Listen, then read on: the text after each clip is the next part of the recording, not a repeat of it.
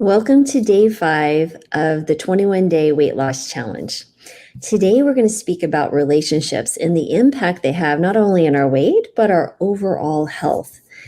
And first of all, when you understand that as we explore the significant impact relationships have on health, we need to understand healthy relationships can provide emotional support and reduce stress and motivate us towards healthier behaviors.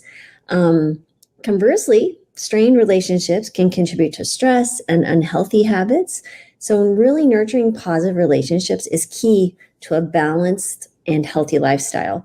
But first, I want to quote a little bit about the research and help you understand how your social relationships and your people in your life, either close or even people that are maybe 1 or 2 degrees away from you, let's say that the colleagues of your husband, for example, will affect his behavior, which will then, of course, affect your behavior.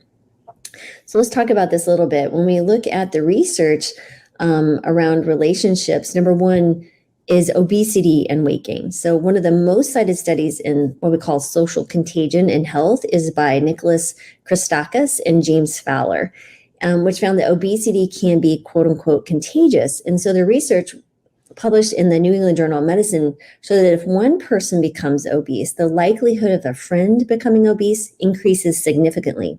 And then even the friends of the friends. And I think it went out to 3 degrees. And then again, so the effect was observed to a lesser extent across friends of friends, but it still occurred. Smoking and alcohol consumption, for example. So similar patterns have been observed with smoking and alcohol. So social networks can influence individuals' behavior to either start or quit smoking, as well as alcohol use. So being surrounded by individuals who engage in those behaviors increases the likelihood that you will also partake. Exercise and physical activity. So when we think about positive health behaviors can also spread through social networks, studies have shown that exercise can be influenced by friends and family. So if a person takes up a regular physical activity, it can increase the probability that their social contacts will also do the same. Mental health. So when you look at mental health states, including depression and happiness, this can also be influenced by your social network. Research indicates that having social connections with individuals who have depressive symptoms can increase the risk of you developing similar symptoms. And conversely, happiness can also have that contagious effect. So really think about who we're surrounding ourselves, especially when we're having times of struggle. So if you're looking to need more positive impact in your life, you might want to be looking to engage more with those people that you always feel energized when you're with. Just some thoughts there. And then eating habits is another one. So eating habits and dietary preferences are greatly influenced by our friends and family. So people tend to adopt the similar eating patterns as those they spend time with, and we can impact our overall nutritional health. I always tell patients that you not only inherit your genetics from your family, but you inherit a lifestyle, right? You inherit the lifestyle of eating, traditions, celebrations, exercise, movement. You inherit a language, cultural identity, religious beliefs, so many things that we inherit, but eating patterns are a big one. So when people say, oh, my parents had diabetes, I'm just going to develop diabetes, it's almost like we're setting ourselves up to make that come true. But we need to understand there may be a propensity or someone may have an increased risk of developing diabetes or gaining weight or something else. But really, you have to put in context of a whole person's lifestyle, how much they're moving, what's their stress level, how are they sleeping, what are their relationships look like, do they actually partake in alcohol or smoke? So many other factors are involved here. So for someone just to say, oh, my parents had something, that means I'm going to get it, I think you're doing yourself a disservice. I really want you to just maybe think about that for a moment. And then I think also interesting when you think about health information and misinformation, right? So social contagion extends to the spread of health-related information and misinformation. So the way people perceive health risk and their attitudes towards health interventions, like, for example, vaccines, can be heavily influenced by their social network. And then stress and coping mechanisms. So stress and coping mechanisms can be socially contagious, believe it or not. So if you expose yourself to stressed individuals, you can increase your own stress levels. Similarly, coping strategies also seem to be adopted by those that you're around. not that we shouldn't be around people who are stressed. We're meant to be there to support one another. But if you're always the one giving support and you're neglecting your own health and looking for people who can support you in turn, that can have a negative impact.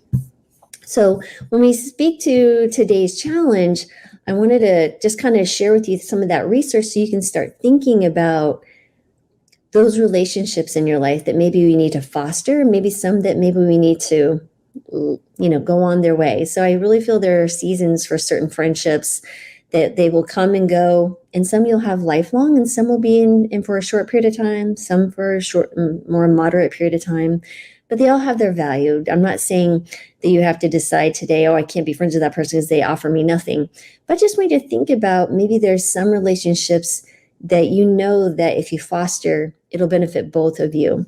Just some ideas here. But today's action step is I want you to engage in a health-focused conversation. So today's challenge is to have a meaningful and health-focused conversation with a friend or family member. And this could be about your health goals, their health journey, or just a general discussion on healthy living.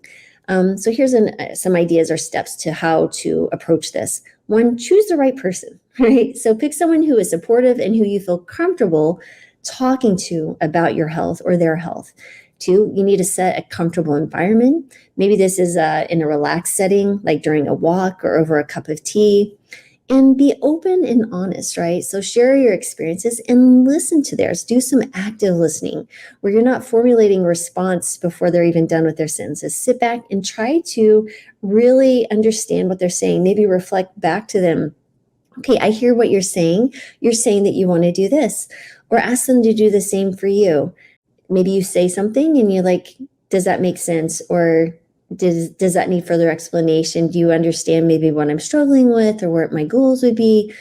Just making sure that you understand each other and that you're speaking the same language and that they're comprehending what you're saying and vice versa is so very important.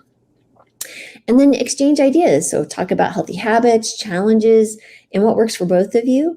And then offer and seek support, right? See how you can support each other in your health journeys. Maybe they become your partner, your walking partner at work, around at lunch, you walk around the building, or maybe you go for a hike on weekends, or maybe you go together with your families and you have a play date or where the parents are also playing. All sorts of things that you can do. So, be creative and think outside the box on how you can incorporate these healthy habits into your life. Another one might be cooking, for example. Maybe you get together with another family and you batch cook together. I know people who've done that and it has been a phenomenal success because when you're bringing in the social component, but then you're also doing a healthy activity, the kids get involved, the parents have each other to support each other. It turns into a wonderful experience. So back to the journaling as well, because each day has a journaling aspect of the exercise, because I think it's really important for us for self-reflection. So many of us just go hurry through our days that we don't sit and take time to just sit and reflect on how things will affect us or how they have affected us in the past, or maybe sit down and write down our goals or what our values that we want to partake in. Anyway, here's some ideas and some prompts. And if you haven't already downloaded the PDF, please check out drmarbus.com. I do have the download there that walks through the entire 21 days in case you can't make it for one of our videos. So think about this, maybe the impact of relationships. So how do your relationships impact your health and well-being? Okay, another idea is supportive behaviors. So what supportive behaviors have you observed in relationships that contribute to your health goals? Maybe about areas for improvement, right? So are there aspects of your relationships that can be improved to better support your health journey or their health journey? Think about the value of conversation. So reflect on your conversation that you'll have with the person that you've chosen. What did you learn? How did it make you feel? Really think about those things. Like, how did it make you feel? Did that feeling last? Did you feel drained after the conversation? Did you feel energized after the conversation? We'd be really curious to just kind of reflect on that, because that will also help you understand maybe how you can approach the relationship. Maybe further conversations are needed, or maybe a change in the conversation. Again, just thinking about it. But then plans for nurturing relationships. How can you further nurture the relationships for your health and your well-being. So remember, it's not always about you giving. So many people give and support others, but they never take the time to ask for help or seek help. And I think that's so very important, because you can get burnt out on providing care as a peer, as a friend. You can get exhausted. Each of us are dealing with our own stresses and problems and the thoughts in our minds, but we never really seek out sometimes help because we're afraid to burden others. But people want to be there for you. Don't be afraid to ask for help if you need it. And that is today's day 5 of our weight loss challenge. I hope you find this helpful, because remember, the whole idea of this challenge isn't just like stop eating as much and move more, which is typically the traditional conversation you would have with a healthcare professional. But I really wanted to show you there's so many aspects to healthy behaviors that will lead to weight loss that I want you to start marinating in different ideas and approach this in a different way.